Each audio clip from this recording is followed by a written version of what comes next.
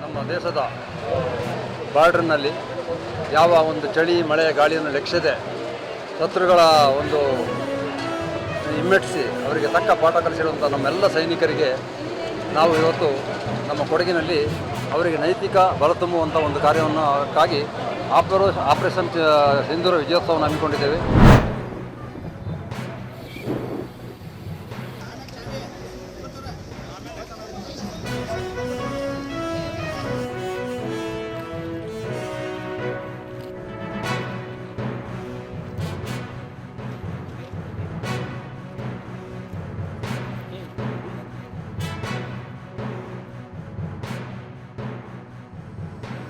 ಉದ್ಯೋಗಸ್ಥರನ್ನಾಗಿ ಮಾಡಬೇಕು.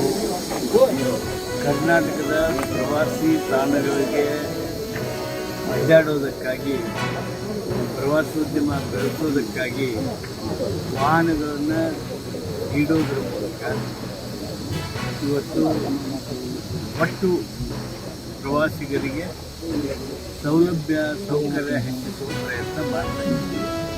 ಆ ಪ್ರಯತ್ನದಲ್ಲಿ ಗದಗ ಜಿಲ್ಲೆಯೊಳಗೆ ಇವತ್ತು 42 ವಾಹನಗಳು 44 ವಾಹನಗಳನ್ನು ನಾವು ನಿರುದ್ಯೋಗಿಗಳಿಗೆ ಉದ್ಯೋಗಸ್ಥರನ್ನಾಗಿ ಮಾಡೋದಕ್ಕೆ, ಪ್ರವಾಸೋದ್ಯಮವನ್ನು ಉತ್ತೇಜನ ಮಾಡೋದಕ್ಕಾಗಿ ಇವತ್ತು ನಾವು ಕಾರ್ಯಗಳನ್ನು ಕೊಡ್ತಾ ಇದ್ದೀವಿ.